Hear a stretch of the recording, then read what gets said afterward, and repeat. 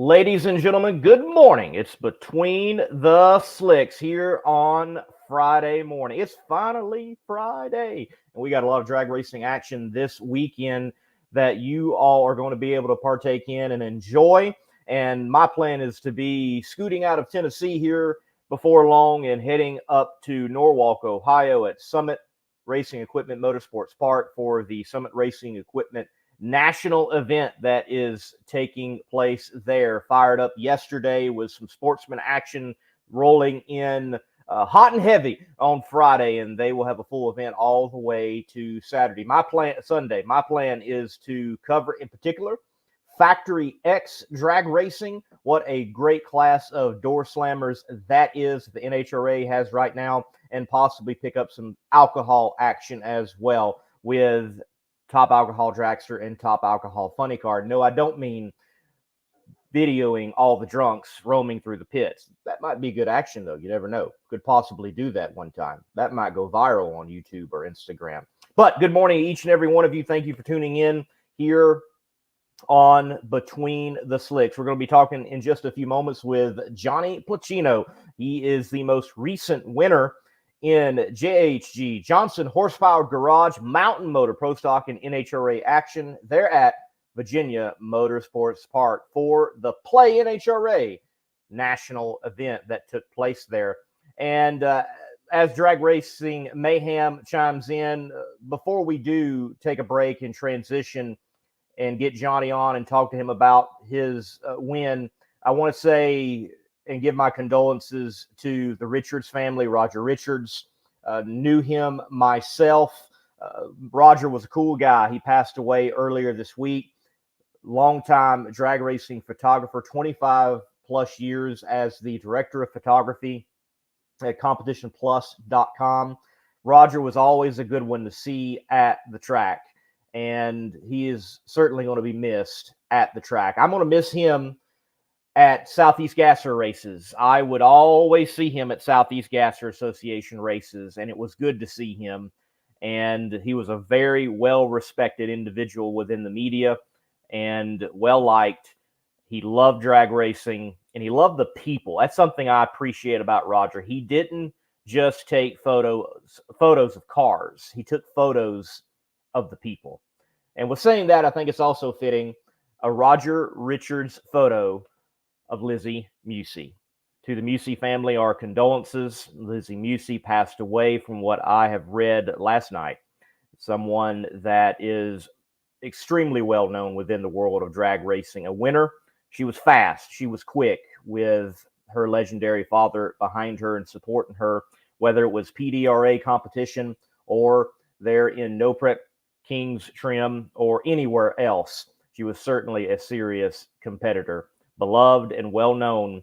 And for the Richards family and for the Musey family, we're praying for you. We're thinking about you. If you want to send positive vibes, whatever you want to do, certainly be thinking about these folks in this time.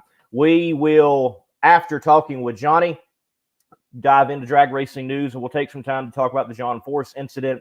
And also, I think we'll take some time to speak on, well, frankly, integrity when it comes to media. I think there's a lot lacking out there. We're going to take a break.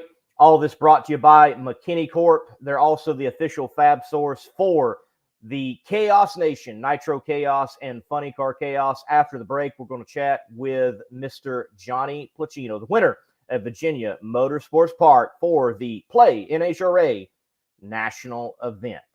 McKinney Motorsports is your #1 source for all your chassis needs. McKinney Motorsports is the leading chassis parts supplier and fabricator in Nitro drag racing. From custom tanks and fittings, full chassis builds, body mounts, steering components, fasteners, tabs, clamps, composite parts, and much more. Our household name in the racing world guarantees added performance on the track. Join our list of proven winners that spans over 50 years of racing experience. Johnny, man, welcome to the show. You're certainly no stranger to being on Between the Slicks. You were on the first ever episode. Thank you for coming back. I'm surprised I get return guests. Oh, man, thank you for having me. Well, Johnny, look, hey, by the way, your race car, who built it? Jerry Haas car. Jerry Haas. Okay, cool. Did you know that your little button tab on your door, that's built at McKinney Corp? No, I did not know. Yep. Very interesting. Yep. More stuff out there in the door card world than people realize from McKinney Corp. From Jerry Haas to Jerry Bickle to Larry Jeffers and on and on and on. Okay, cool. We got that out of the way. I've got the sponsor plug. We will move on. Congratulations, man. You stopped the bleeding in the Johnson's Horsepower Garage Mountain Motor Pro Stock class. It looked like Bo Butner might go out there and do 3 straight being brand new to the class. Somebody had to show up and say, hey, Bo, I know you know, but we know a little more. Yeah, we ended up going out to Bo, race 1 and race 2. It's a 6-race series, so every race means a lot. You're into the countdown already, so to speak, when you started the season here. So there's no room for error. First race of the year, we just didn't make a good enough run in the final against them. I had quite a few on the starting line, but didn't make a good enough run, and I feel like we let that slip away. And then I just driver error in the semifinals against him at Bristol. Tried a little bit too hard and came up red. Not 00 red. I came up red. So that was definitely driver error on that part. We let that one slip away, and by 0.02 of a second, we were able to get this one done. It was a big one because it was first round. So anytime you got to go run the guy who you think is going to be potential championship contender, first round, that's a real big one to win. So it worked out in our favor. Certainly did. Now we'll dive into Mountain Motor specifically. We'll dive into the national in just a few moments. I want to step back though. John DeFlorian turns on the wind light that shines around the world there in Chicago, beating Erica Enders in round 1. I'm curious, amongst the Mountain Motor Pro Stock gang, how did that make you all feel? I know that had to be going back and forth on the text of the inner chats for the Mountain Motor guys. Yeah, I mean, we were happy for, really happy for John.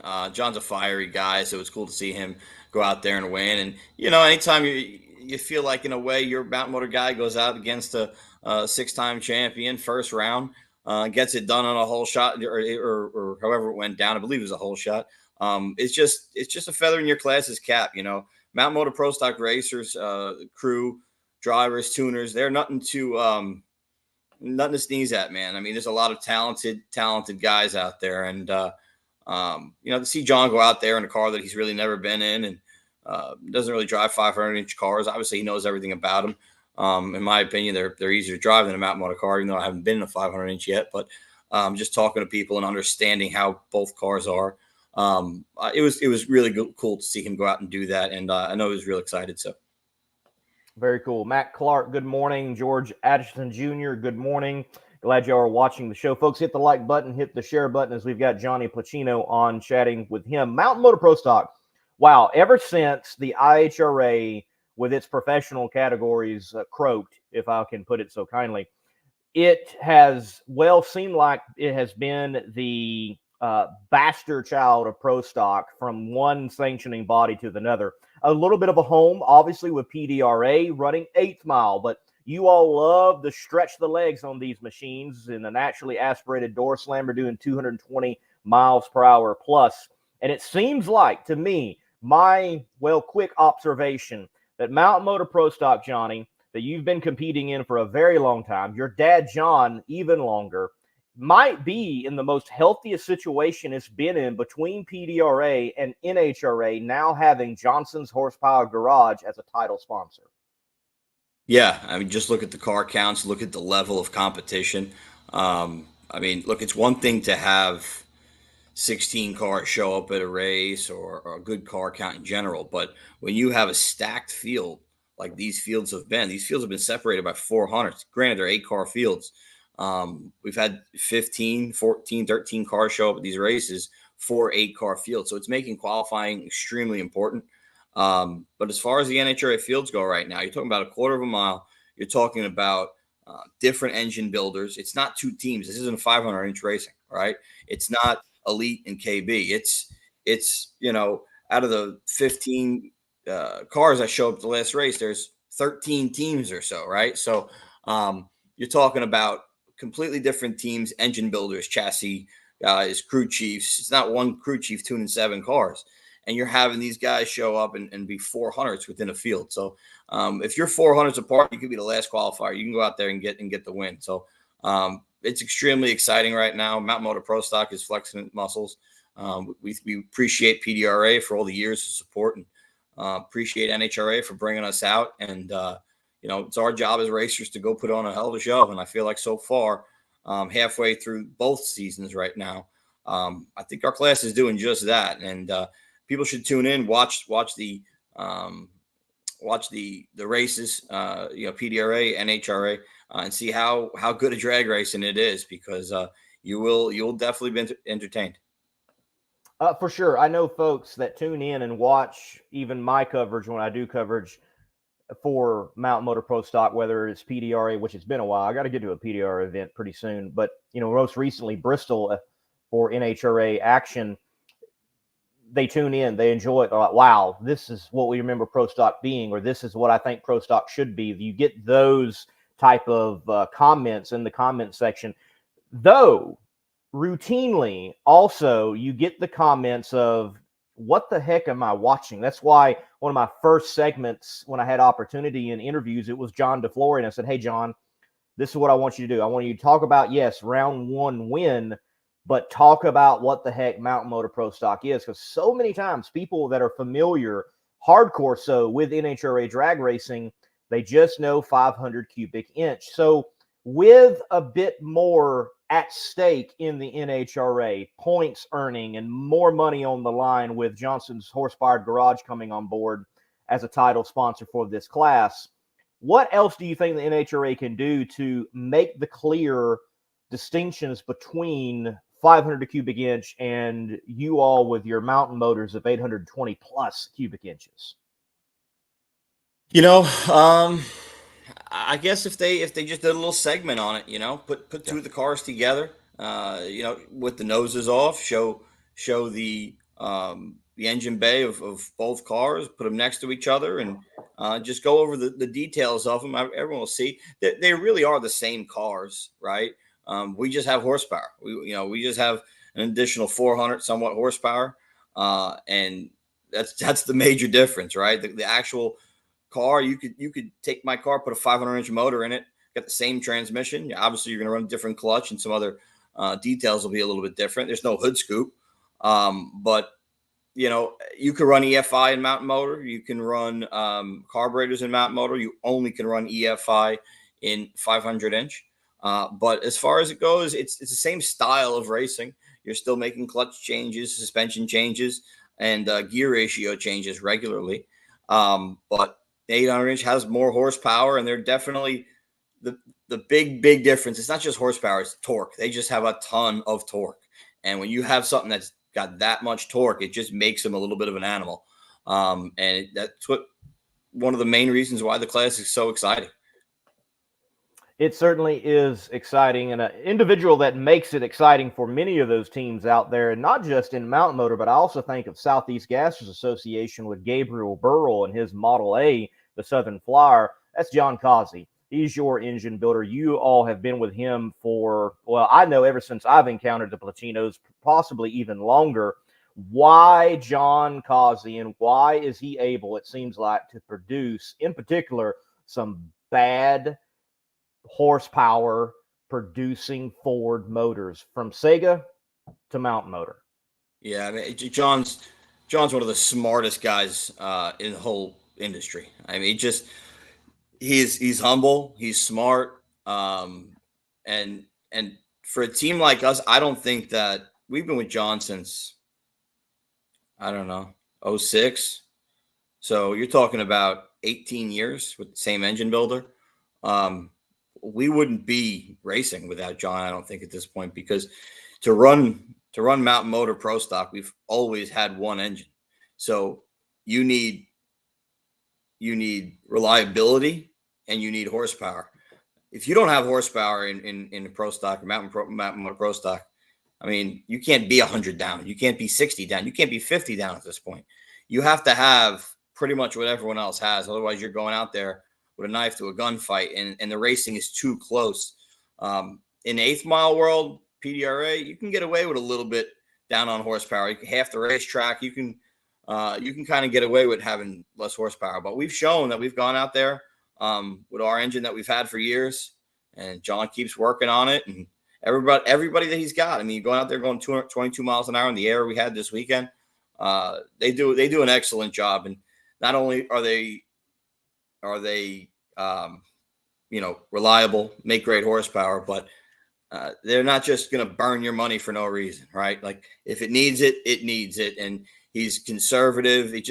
He understands the racer. He's there at the racetrack with us. Can't say enough nice things about that man and that engine shop. They've done a lot for us over the years. They're a huge part of our team. And again, I always say after we get a win or we lose or whatever the case may be, that I'm one piece to 100-piece puzzle, man. This is a lot of pieces go together here, and if you're missing one piece, it just ain't going to work out. And John's a huge piece of that. All right, we'll take a question from Drag Racing Mayhem before we dive in particular with Virginia Motorsports Park and your win there. He asks, what's the racer's thoughts on stock-looking bodies and Mount Motor Pro stock similar to, say, Factory X? And I will say the Mustang Mountain Motor Pro stock edition of the body, like your car, it's very stock-looking. It looks like a Mustang. You can tell what it looks like. Now, you get to the Camaros and all that, they have the similar style, even to the 500 cubic inch cars, but yours in particular, very stock looking. But yeah, what do you think about, in general, more stock appearing bodies, that, and then also Factory X itself? I'll be covering that this weekend. Great door slammer class. Give me your thoughts on all those things. Well, I mean, look, if you were taking the class and designing it from scratch, that might be a good idea. It might be a great idea. The only problem with that at this point is if you're going to go ahead and do that, mandate that. If you want to make it an option, that's one thing. But guys are realistically going to, if you make it an option, guys are realistically going to race whatever's better, right? So if you want to mandate it, you're going to take a pool of cars that you already have 28 Mount Motor Pro stock cars that are ready to go racing in the country. You're going to take that and you're going to chop it down to only just a few. So for the sake of the racing, the sake of the class, that doesn't necessarily make sense at this point. But if you are building a class from scratch, like they did with FX, that's a great idea. You're starting, you don't have a pool of racers that you're going to piss off or make them go spend a whole bunch of money. What's great about Mountain Motor Pro stock is there are some regular guys out there. We are one of them. Not everybody is a professional racer. So, to make those guys who really can't afford it go out and spend a whole bunch of money, you're just going to take the car count you have and just chop it. So at this point, my opinion would be it wouldn't make sense for our class. But as far as the FX class goes, it's an awesome class. Anything that's got 3 pedals in it and the driver's got to work is an awesome class, in my opinion. Taking the pro stock style racing, combining it with the factory stock engines and power plants. Very cool. At some point in my drag racing career, it would be cool to get, take an inside look at what those teams are doing and, just see how those cars are running. It would be pretty cool to take a look at it. But from the outside looking in, it definitely is a cool class. Hopefully it continues to grow. I hope so too. And hopefully one day we'll see Johnny Pluchino in a Mustang over there on Factory X. I know Kyle Koretsky's going to take a crack at it this weekend, and we already have Alex Laughlin over there, and you've got Greg Stanfield and Aaron Stanfield. There's a great lineup of cars and a great lineup of drivers. The Corvettes are coming, as Lonnie Grimm shared with us in Chicago. So it's going to be a killer class. A killer class already, though, is certainly Johnson Horsepower Garage, Mountain Motor Pro Stock, and the NHRA. You go into Virginia Motorsports Park, and dude, I have to put it this way. I have to ask, do you feel like going to VMP in a Mountain Motor car that you are chomping at the bit? You're salivating because, that track. Your family knows that track so often with PDRA, where I would say it's most crucial to have such a good run in the other half of the track. Well, y'all know it because you race there 2 times a year at least. So I'm sure it was like, we got this. Yeah, that was one that was highlighted on the schedule. We do quite a bit of racing there. I've won quite a few trophies at that race. My dad has as well. So it's somewhere we've raced for a while. It's an excellent facility. The surface is phenomenal. It was the best 145-degree racetrack I've raced on. I didn't say it was the best racetrack, but it was the best 145-degree racetrack. You can't make a miracle with a hot racetrack. There's no way to make it excellent. But as far as dealing with the temperature, NHRA did an excellent job. The surface is phenomenal. And, going out there, a lot of other guys race there as well. But going there, you're going to have an excellent facility. And it worked out in our favor. I mean, a couple thousands one way or another on one or two of those runs, it would have changed our fate quite a bit. And I wouldn't be sitting here having this interview. But it's drag racing. It went my way. And we're not going to say sorry for it. Hey, for sure. It comes your way and goes the other way from time to time. You take it when you can get it, but you all certainly prepare and make it so that when opportunities arise, you're able to take advantage of it through your preparedness and the professionalism that you, your dad, Bard, and everyone that you've got associated with you are doing and together. Now, this event, it was advertised as a 2-day national event, and everybody was on this side and that side, blah, blah, blah, blah, blah. How did it feel as someone on the tarmac of the pits at that national event? How was it? And I'm sure it was different from Mountain Motor compared to the Nitro classes overall, but what were you able to see and observe from someone who has been attending drag races for decades? I liked it personally for us. I can only really look at it through my eyes. For me, I was able to work on Friday, fly in Friday night, and do a couple things there, and then go to the track Saturday morning and put 3 qualifiers together and still be out of there early enough to go and have a dinner with the crew and get ready for Sunday. So it was nice. I think 3 runs in a day is fair. The only difficult part was it was 96 degrees, 98 degrees, and it was hot. So another aspect you have to think about is a lot of times when you have 2 days, you'll have maybe a good session on both days. For us, we got a 10 o'clock in the morning run, and then you got a 1:15, 1:30, and then you got about a 4 o'clock in the afternoon run. So your 1 and your 4 were considerably hotter than your 10 o'clock run. So now you're looking at it going into race day. Going into qualifying, you go, all right, I have one session that's going to be considerably better than the other 2. The air wasn't considerably better. It was a little bit better.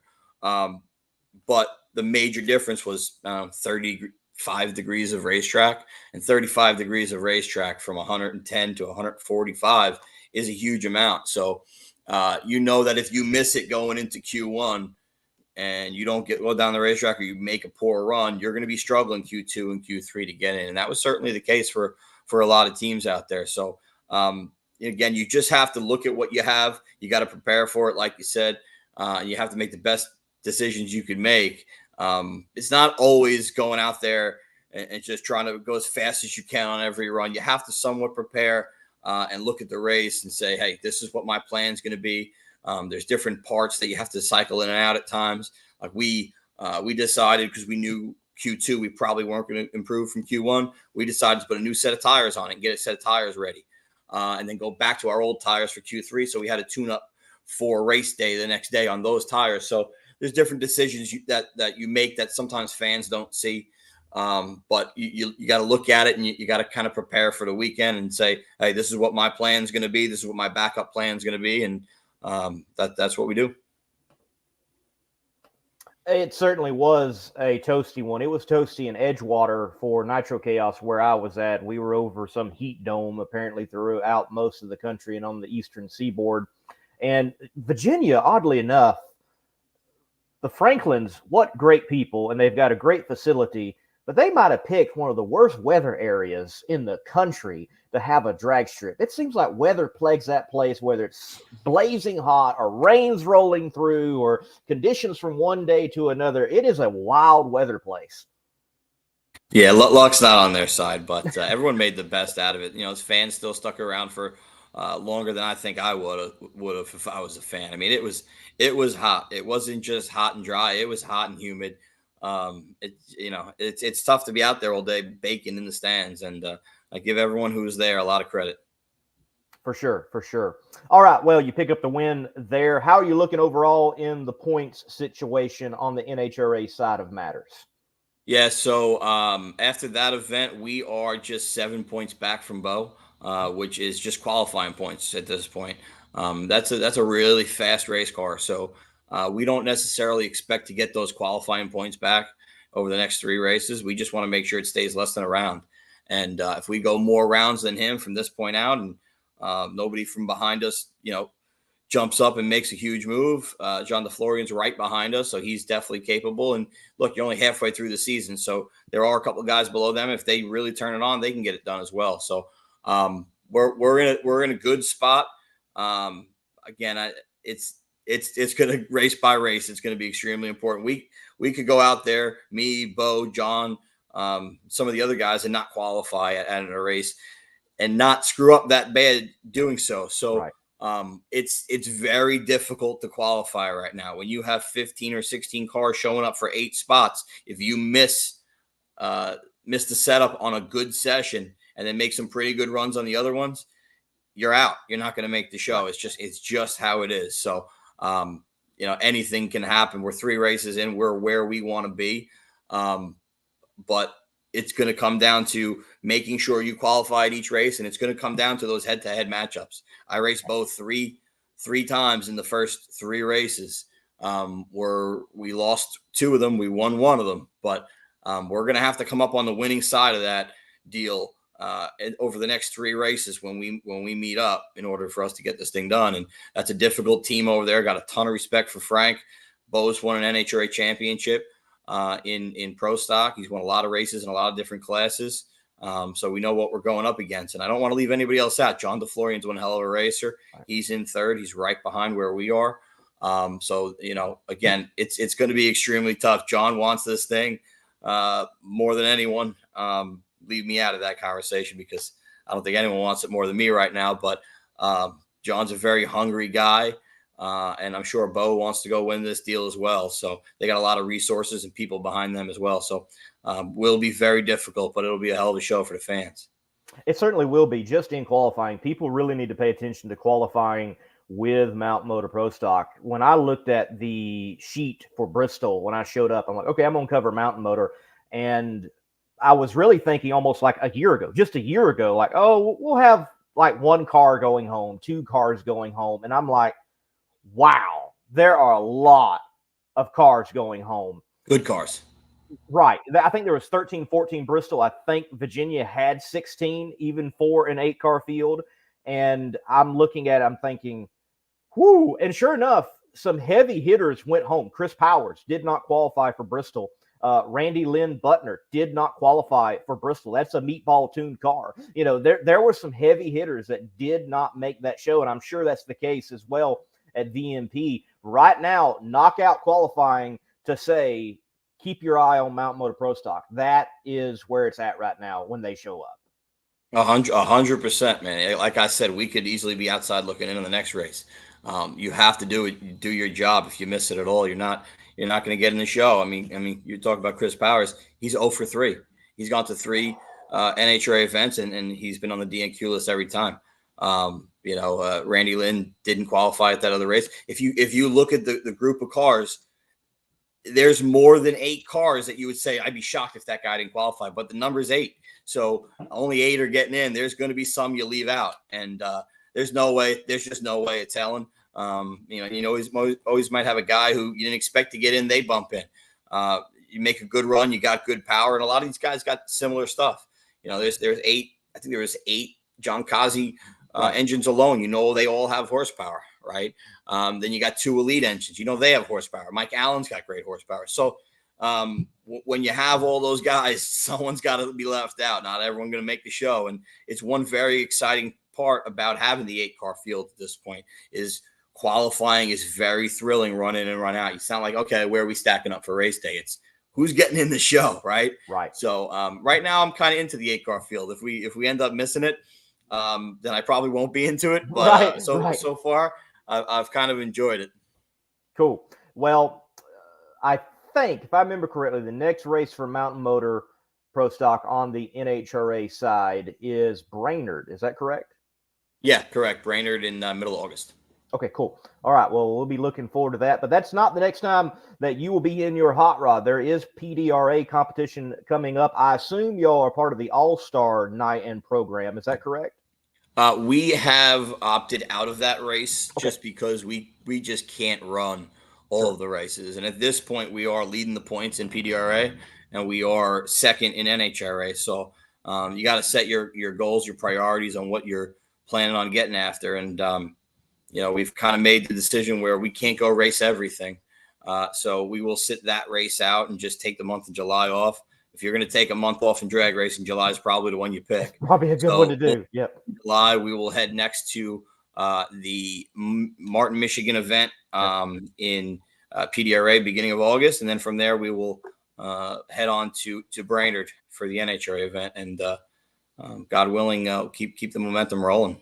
All right. Yeah. Hey, man, when you get a big trailer and size up from where you were, you got to take some more breaks and more maintenance, and it costs. No, no, good to see. Look, I can't say it anymore other than what was, but that smaller trailer you all had, I told people I'd be at an event. I'm like, guys, if you're ever at an event where John and Johnny Pluchino are at, go look at their trailer. They have maximized every inch of that trailer and where that car goes and all that. And I'm sure y'all have done the same, even with the big one.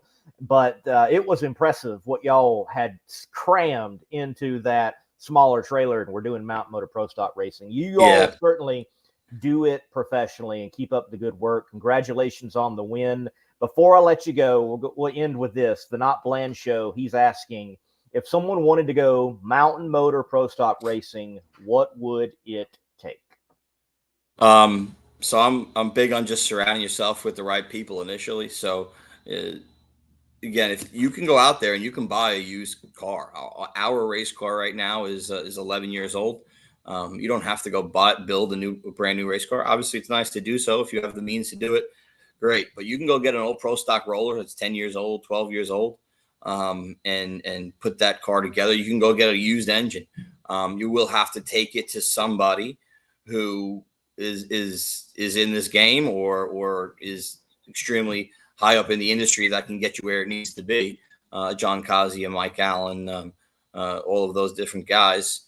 You'll have to take it to somebody and have them build it and refreshen it to where it needs to be right now, the way it's competitive, because you can't be 50 horsepower, 80 horsepower back and expect to go out and win or qualify in this deal at this point. It's just not there. So other than that, these cars are fairly financially reasonable. I say that when you're comparing it to, the Nitro ranks and Pro Mod and 500-inch Pro Stock. When you compare it to those, they're pretty reasonable. You are going to go through clutch discs, tires. You don't need a monster trailer. Like you said, you can go out there with a gooseneck and a dually and you could race it. But you have to do it smart. I wouldn't expect, unless you're going to go invest in a crew chief, a full team and buy spare everything. I wouldn't expect success right out the gate. It's a class that been around a long time, and there's guys who have raced it a long time, and they've maximized what these cars are capable of. So if you are going to go out there and do it, you either surround yourself with a group who is doing it, or you go out there and you learn on your own, which is a great approach as well. But that will take, again, that's a long-term approach, but that will take some time as well. So you don't need 2, 3, 4 engines. Again, those are nice things to have. It's great to have a spare bullet under the bench, but do you need it? You don't need it. But Mountain Motor, what I love about the class the most is the driver is still in that race car. The driver has a ton of control on how these cars run, what their ET is, what the reaction times. When the class is so close, reaction time means a huge part. You can't just go out there and have a mediocre or subpar driver in a good car and go win championships. It's just not going to happen. You have to be an excellent driver, and you have to have a really good crew, and you have to have all the pieces to get you there. and putting that whole puzzle together is a lot of work. And just for us, for example, I want to just huge shout out to my dad for putting this puzzle together over the years. I mean, this is something that's built from him racing, 40 years. And it's just built a little bit over time. There's no way that we would be able to go out and, start from nothing and to get to where we are right now. It's something that we've built over time. We've learned over time. And it's been one hell of a ride, and super appreciative to him for that. Johnny, man, look, thank you for your time coming on the show. Congratulations on the win there at Virginia Motorsports Park, and congratulations on the success, leading PDRA points, number 2, not too far back there in NHRA. The year is shaping up to be a good one for the Pluchino camp. Keep up the good work. Thank you.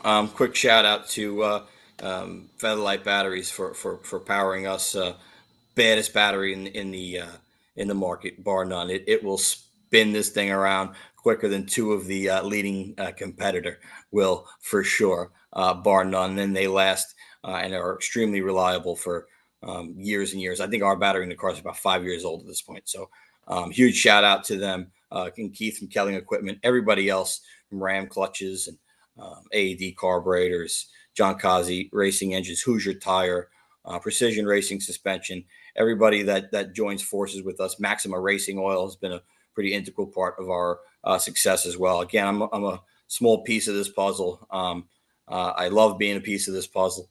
And again, every time you grab one of those trophies, it's just it's an extremely exciting and gratifying deal. And I appreciate you for having me on here. Last thing I will say is just Lizzie and Roger, we two very tough losses that we took this week in this industry. And I'm really praying for those families. And, Lizzie's 6 months younger than I am. And that one hit really hard today. And, all the Mussi family and everybody, our hearts go out to you for sure. Yes, sir. Very well said. Johnny, thank you for the time, and go enjoy the rest of your weekend. Thank you.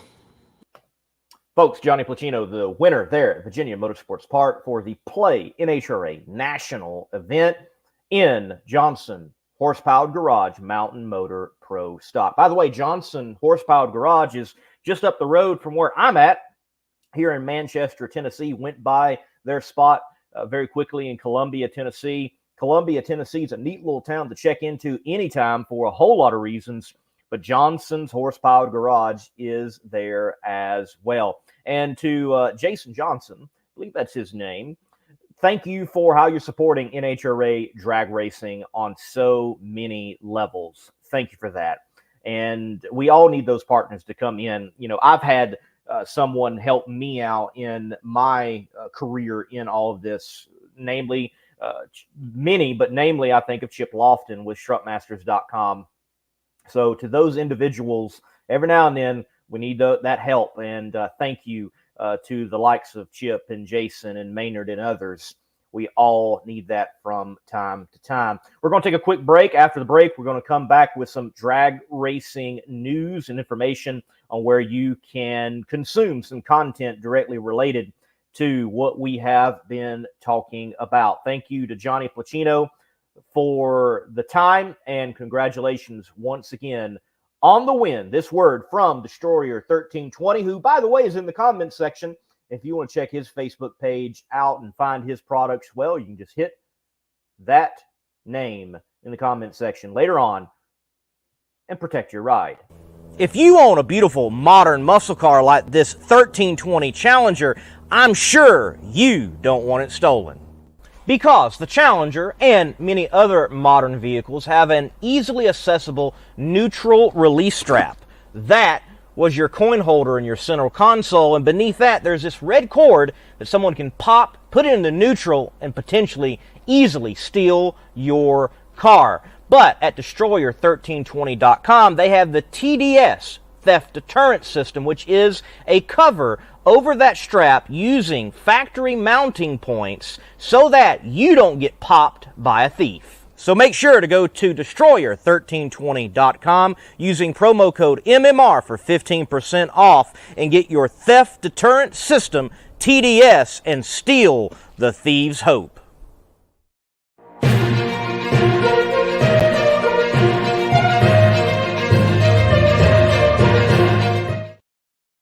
In drag news, let's begin with this. We just talked with Johnny Pluchino about Johnson Horsepower Garage, Mount Motor Pro Stock. You can see action from the Thunder Valley Nationals with them in competition, brought to you by McKinney Corp on the Monday Morning Racer YouTube channel. They are one event past this.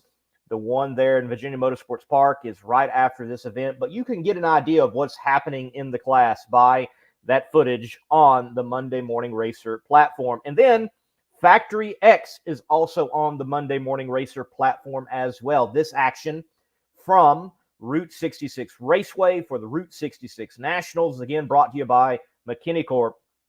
You can see this great door slammer class on the Monday Morning Racer YouTube channel. And it is my intention, my plan, to cover them this weekend as well, as they will be campaigning those hot rods at the Summit Racing Equipment Nationals there at Summit Racing Equipment Motorsports Park in Norwalk, Ohio, the house that Bader built. Looking forward to getting up into the area tonight and be there Saturday, Sunday, covering the national event and the capacities in which I will be doing so. So expect from the Monday Morning Racer YouTube channel, Factory X coverage, and you may also see some Top Alcohol dragsters, some Top Alcohol funny car coverage as well. That means you need to go and subscribe to the Monday Morning Racer YouTube channel and hit that little notification bell so that when there are uploads rolled out,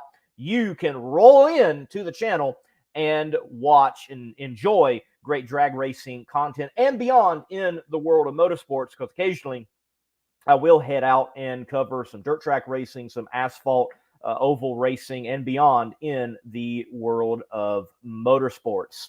Last weekend, I was at a great drag race myself, and that was the Nitro Chaos Eliminations Thunder in the Park at Edgewater Sports Park, just outside of Cincinnati.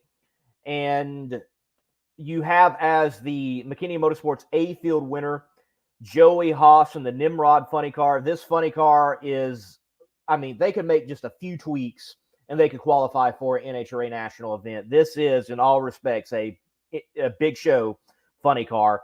They went out there, picked up the win in the McKinney Motorsports A Field. And then in the B Field, this is such a great story. Matthew Leonard, an Australian doing racing in a fuel altered up here in the United States of America.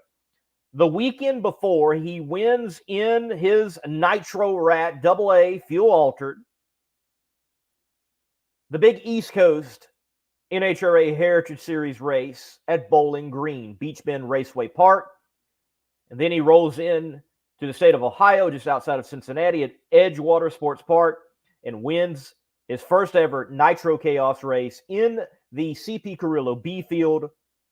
He was very emotional. You can see the video on the Funny Car Chaos YouTube channel. It is out. It is completed. You can see that action each and every round, each and every pass. Hear from the drivers, the stars of Nitro Chaos. And Matthew Leonard was quite emotional at the top end that he was able to win and win again and do so in such fashion. First time out in Nitro Chaos after winning the big race at Bowling Green. He expressed, hey, my family's been doing this for a very long time. My dad, my mom, my brother. It's so great to be here in the United States of America and winning in a fuel altered, living out a dream. And he said he was going to celebrate with ice cold beer, and it was not Foster's. We got to figure out what that beer is that the Aussies actually do enjoy. Matthew Clark, you still in the comment section? What is it? It's not Foster's. Let us know what those from the land of down under actually do enjoy as an ice cold beer in celebration. I asked him if it was like Vegemite, and he didn't mention anything on that. So I'm still waiting for actual legitimately prepared Vegemite. I haven't tried that yet. So Let's get that. Let's get that in. Let's get that in. Moving right along, Mike Decker Jr., he wins the most recent Northeast Outlaw Pro Mod Association race up there at Empire Dragway, south of Rochester, New York, in Leicester, New York. And that is a great place to visit and enjoy a drag race. But he is continuing his march to a very successful year in Northeast Outlaw Pro Mod Association. That's another association. If you're able to catch it, it is worth seeing the action that the Northeast Outlaw Pro Mod Association puts on.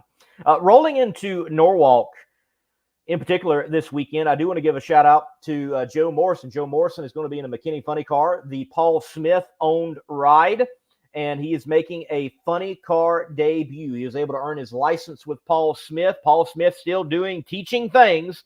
Yes, Paul Smith used to have a drag racing school, if you recall way back when. I can only imagine the stories from that place of education. But Paul Smith been getting it done out there in the Nitro ranks for a very long time, from NHRA to IHRA, and now Joe Morrison this weekend with Right to Breathe and many other partners on the car is going to be in competition for the first time ever in a Nitro funny car in the NHRA ranks. Now, Joe is no stranger to competing with the motor out in front of him from Funny Car and Fuel Altereds. He's also campaigning a funny car in Funny Car Chaos this year as well. So looking forward to Joe Morrison having a good weekend there at the national event in Norwalk, Ohio this weekend. I don't have a graphic, but do want to mention Krista Baldwin is on the scene, but not as a driver. She is having her first national event as car owner with someone else in the car. Spencer Massey is in that hot rod. That doesn't really shock me. Spencer is so familiar with that car because it's the Pat Dakin ride that Krista purchased from Pat Dakin. And there's no telling why this might be a situation of Spencer stepping into the ride. One, Spencer's able to keep his license up to date. That's critical. Two, you also have someone that's familiar with the car to do some shaking down. Like, what do you feel? Is anything different possibly? And good business move for Krista is she can rent that ride out a couple of times, 3 times, 4 times a year, make some bucks to go racing herself. Why not? I think it's a smart move overall. I asked Krista at Bristol, walked up to her and said, "Hey, when's the next one?" And she said, "Well, the next one's Norwalk as a team owner." And she did say what her next one was as a driver. I actually don't recall. But I was so stunned as the team owner statement. And it finally rolled out earlier this week that Spencer Massey is going to be in the ride. Interesting scenario, and I think it's a smart move by Krista. We're going to have her on soon. She's got a campaign going on right now to get her to Indy to compete. Would love to see her at the U.S. Nationals competing and attempting for a prestigious field in the world of drag racing, the world's biggest drag race. Also, the drag race that pays out the most money, technically, overall, of all the classes and all the cars that are there. So it's the biggest money drag race in the world, by the way. Also, there's a little dose of truth for you. The U.S. Nationals, the biggest drag race in the world overall, as she is campaigning to make that field. You can buy T-shirts. You can, there is a fitness group and food trucks, and they're having a big party and, going to be raising some money for, if you're out there and you're looking to partner and market with someone for the U.S. Nationals to get your brand out there, I think that young lady would be a great person to do it with. Energetic, pedigree in the sport, and is the only female owner and driver in Top Fuel. That's just cool. That's just cool. Also, want to take the time to bring up John Force. We all have been following the news since his tremendous, horrific accident there at Virginia Motorsports Park. I don't have to play it. You all have seen it. You can go watch it elsewhere. What a hard, tremendous lick he took to the wall in the shutdown area. I want to say, first of all, John, get well. To the entire team and family, just stay strong and give it time. We're thinking about you. We're praying for you. with John's incident, there are so many things swirling around. And I'm going to take this time to also transition into some issues concerning integrity in the media. First of all, it is all right to speculate, but it can also be dangerous. And there's a time in which it needs to be realized that it is not the tactful thing to do. You know, we see John get out of the car. He's on the stretcher. He is alert.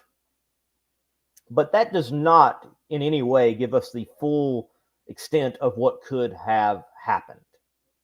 Being alert and communicating is a great sign, but it doesn't showcase everything, especially when you took a hit to the wall at 300 miles per hour. No one of us knows what the human body is going to go through hitting at 300 miles per hour. There are drivers in the NASCAR world. They talk about hitting the wall at 190, 200 miles per hour and hitting a safer barrier and that it hurt. I can only imagine hitting in a funny car. Yes, though it's padded, I believe there could be much more safety measures on those cars. And I'm not the only one that believes that. Nonetheless, he took a very hard lick. And I'm glad they're taking time and they're taking precautions. So, speculating on condition doesn't really do anybody any good. Also, no one is entitled to an update sooner than you get it. Let me say that again. No one is entitled to an update until you do get it.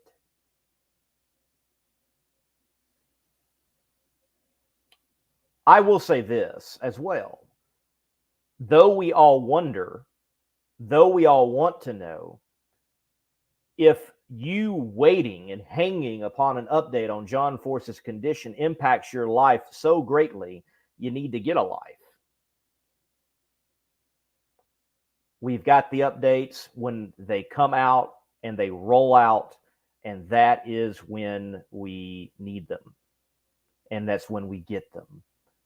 And that's just fine.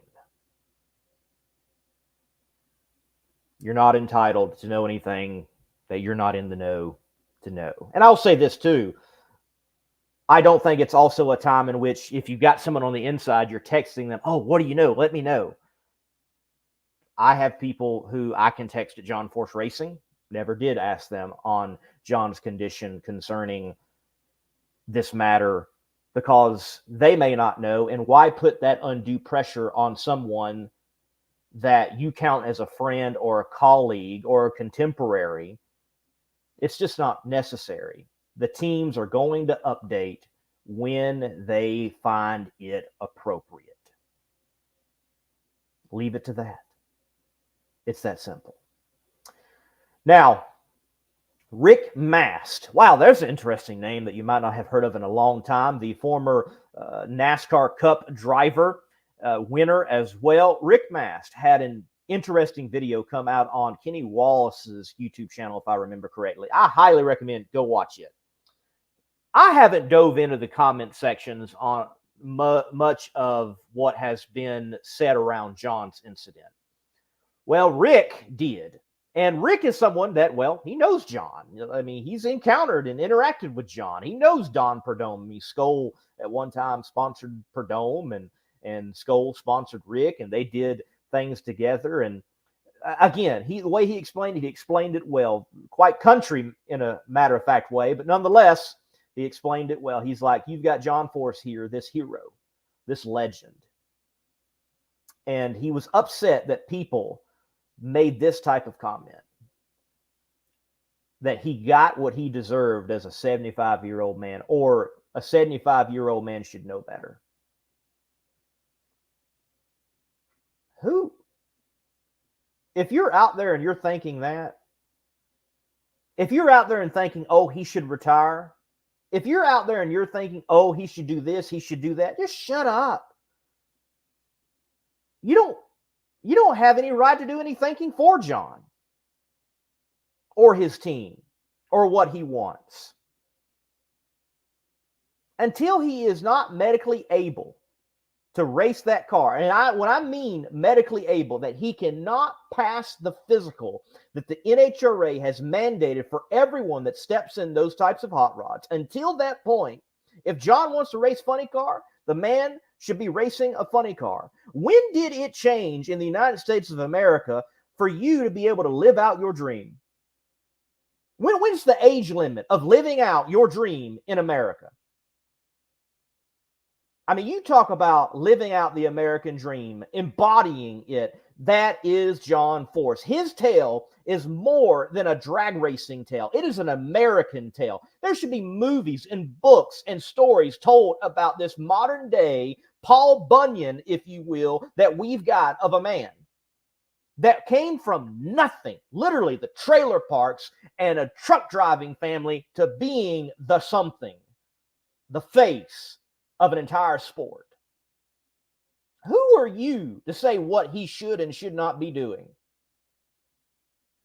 If he wants to get out there at 75 years of age and blow up and smack the wall at 300 miles per hour, guess what? He's doing more living than you ever have. Sit down and shut up. Rick Mast was more pointed, and I highly recommend go watch his video about who those type of people are, and I have to agree with him and echo it in, well, a bit more tactful manner, if I may say. On John's incident, I certainly think there are things we've got to look at. The issue is not the explosion. You know, other media outlets, they showcase, they portray the explosion as the biggest issue here. I don't think it is. I mean, drag racing stuff's always going to explode. We're used to that. It is the aftermath of the explosion. John's been through explosions. I mean, wow. I mean, how many times? You can't even count them at this point. And major explosions. We have to look at, well, why did the parachutes not deploy? Well, that's been debunked too, that like pins were left in. There's great shots from auto imagery out there. The pins were not in. You know, they should have come out. I think we do have a situation, as many other drivers have talked about, from the veterans to those that are rookies. Alex Laughlin mentioned this, especially in his explosion he had at the Fall Nationals at the Texas Motorplex. And you also have the likes of someone as a Matt Hagan, multi-time champion and winner in the NHRA in the funny car ranks, mentioning that when the bodies massively crack under a major explosion with the tether system, they become very hard to drive because the body stays around the driver and around the steering system. Well, something happened in all of this with the explosion, with safety measures. Chutes did not come out, which could have kept John straight, and it drastically had slowed him down where he's not impacting the wall at 300 miles per hour. So there's more to look at here than just him smacking the wall at that rate. Nobody needs to be smacking the wall at that rate. And when I say there's more to look at, I'm saying that and people are already looking at it. But the issue is not the explosion. It's nitromethane drag racing. It's a part of it. It's going to come with it. We're never going to get rid of major explosions. It's not going to happen. But we can look at this thing that we can actually have on these funny car bodies with the driver in mind. I understand why it's in place for the fans. We've got to think that out too. This is not an easy answer. It is a complex matter for sure. So, with all that being said, John, get better. And I hope we see you back in the car. But if you decide not to get back in the car, that's your decision. And you've exemplified the American dream. And thank you for being an example to us all. Now, with all of that being said, let me go to the comment section. Drag Racing Mayhem states here, many people are questioning why NHRA doesn't have safer barriers. Thoughts? Okay, cool. Let's also the Not Bland Show chimes in. A safer barrier wall would cause the cars to ricochet back into the track and into the opposite lane. It doesn't work in our sport. I think that's the biggest matter, is where you see safer barriers, they're in a form of racing where, for the most part, the cars are designed to hit one another. Look at a drag car. They're not designed to hit one another. And most of the time in our sport, it's rare to see a car-to-car collision because the momentum of one car gets it out of the way of the other car having momentum redirected. Now, yes, I know there's rare cases and cases that were terrifying. I think of Allen and Koretsky in Pro Stock. And that's a great example of these cars are not designed to hit each other. Because if those had been stock cars in the sense of NASCAR, whether it's a truck series car, if I may put it that way, an Xfinity car or a NASCAR Cup car, they're designed to take those hits. Drag cars are designed to hit walls. Drag cars are designed to roll. Drag cars are designed to dissipate energy in different ways. And in different ways in that, well, they're not getting hit by a blunt object of another car. So, yes, a safer barrier, the way it does work, it takes in, it absorbs energy, and instead of holding on to that energy, it's also going to throw it away. It's going to dissipate it that way, okay? So you would have a situation, if someone hits a wall, that it would ricochet back, and that creates a problem. Granted, I do think it is time we need to look at, in saying this, I'm saying this, and I realize the massive undertaking it would be for national event level tracks. I think it might be time to redesign drag strips. Really need to sit down, get someone to illustrate it, what I'm thinking. But what if the first thing you hit as a drag racer wasn't a wall? What if it was other technology to slow you down before hitting a wall? We see other forms of racing have other technology where speed can be bled off. I know F1, for example, experimented with abrasive asphalt that would help slow down the cars in bleed-off room, for example. I think it's time to just think outside the box with designing what a modern drag strip would look like concerning safety, and be the case where a car is hitting the wall because it's the most extreme of incidents and not the norm. That's my thinking. Let's see. Young Pablo, the Not Blend Show, you're wrong because that's exactly what happened to John's car without safer barriers. Yeah, well, that impact was that strong. Hey, so glad that Cherry was already out of it and had slowed down. But that impact, it doesn't matter. Like, I mean, at that speed. Now, you go back to John's incident, and it's, why did the chutes not deploy? Now, we don't have that answer, and I know people are already looking into it.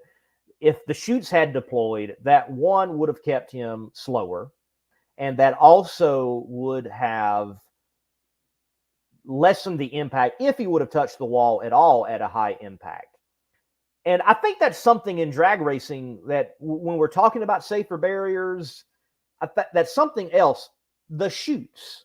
In drag racing, the parachutes are an immense safety device. We're so used to them because they're used on every run. But the parachutes is, well, one of the first deployed safety implements on any drag racing run. In some ways, it is the safer barrier in drag racing because it decelerates an object at speed, even under throttle. So, biggest question I've got is like, yeah, why did the chutes not deploy, and what are they working on about the chutes not deploying? I argue this, beyond hitting a wall, and I can't illustrate it right now other than, let's say past 100 feet, the walls start fanning out and you just got more room to have a mess up or to have an impact before you ever hit a wall. Again, I think there's just other things to look at, even beyond safer barriers.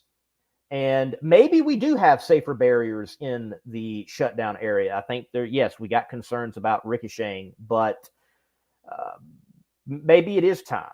Maybe there is some serious consideration that needs to happen. Or again, what if past a shutdown area, the walls are further out and you hit gravel traps on the side and it's not even just at the end of a drag strip? There's a lot to look at here. I also think overall, we need more padding on the cars. Look, a funny car driver right now is sitting in an aluminum seat with a poured foam seat.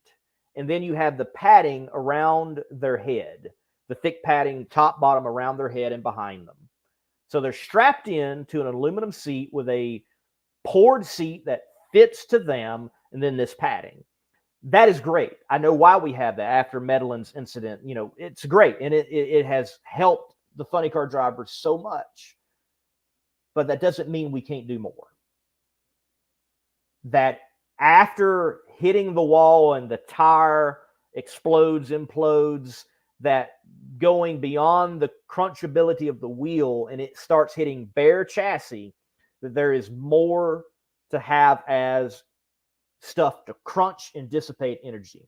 I just think there's more we got to look at, and there should already be more out there. But guess what? In motorsports, it tends to take someone to have an incident like this to progress it forward, because racers are their own worst enemy. They want to go fast and they want to win. And if that means extra safety things, okay, it's probably not going to happen again. Like, look, let me give you, I don't think he'll mind me sharing, because I asked him this. Doug Foley.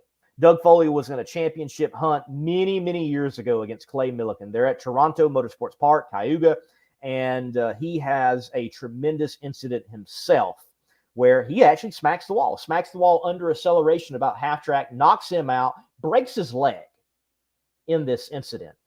Well, he builds a brand new car. This is a couple years ago, and I'm looking at it, and we're talking, and I'm like, why don't you all have padding in the cockpit beyond your seat? And he's like, we probably should. And he pointed to a bar. It was an upright. He's like, yeah, that bar right there, that broke my leg back years ago in Toronto. In speaking with one particular driver, I don't think he'll mind me mentioning his name, Buddy Hull. We've said this, and I think it is profound. The safety rules that are out there right now may very well preserve your life, but that's their intent, not preserving the quality of your life. I definitely think that we have got to make steps forward and start looking. And if it slows the cars down just by having some extra weight, which really will it? No. Let's do it. I think top fuel dragsters, I think funny cars, they need more crunch panels, if you will. I think of the bottom side of a top fuel dragster. You have an incident like Brandon Bernstein. If he had had more on the bottom to absorb that impact, he might still be driving today, for all we know. I think more can be done. And I think the teams have got to be cooperative about it. Okay? So, I think that's what we got to look at, is just more on these cars to lessen the impact. Whew! I can't, I can't imagine 300 miles per hour impact. Young Pablo, but nobody's tested it. That's fine. Here we go again. We'll solve nothing. And when the shit happens again, people like the Not Bland Show will look around and say, what do we do to change this? I don't know, you say, but nobody's tested it.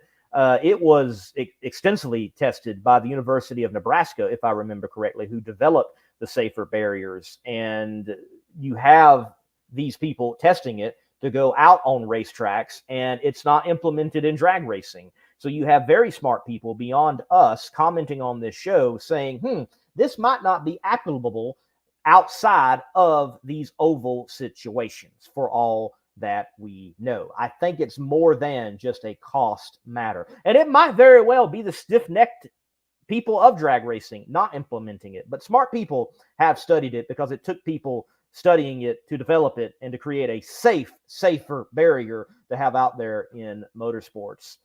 Again, I argue, why don't we just completely redesign drag strips?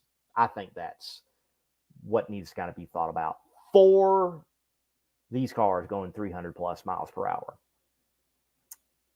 I think from this incident, we're going to see some changes, and changes for the better. Again, beyond the walls, beyond slowing the cars down, beyond all, of reconfiguring a drag strip, why don't we figure out how to put more on the cars to lessen an impact? I think that's what needs to happen. I think the modern day drag car that burns nitromethane, funny car and top fuel, though they are safe, they're not where they could be compared to what we have in NASCAR Cup, IndyCar, or F1. That's my thoughts. Folks, we all look forward to John being better. I do believe that's going to happen. John, get better. We've got racing this weekend up in Norwalk, Ohio. We can all look forward to that.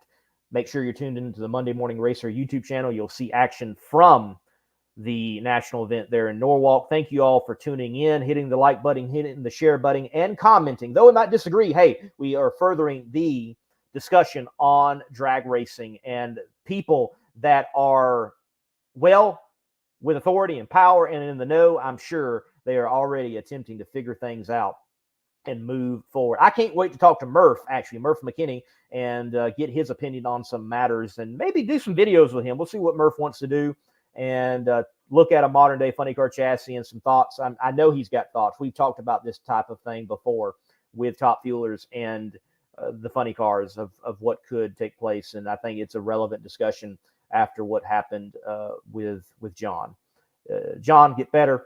And that team is going to go out, and Proc is on a roll, and Proc Rocket might just rocket to the top once again and get another win for the boss. Thank you all for watching. Again, hit the like button, hit the share button, and join us back here on the Monday Morning Racer platform, also the Competition Plus platform on Facebook for Between the Slicks when we do go live. God bless, and keep the pedal to the metal. I'm Lee Kraft, a.k.a. the Monday Morning Racer. Check it out.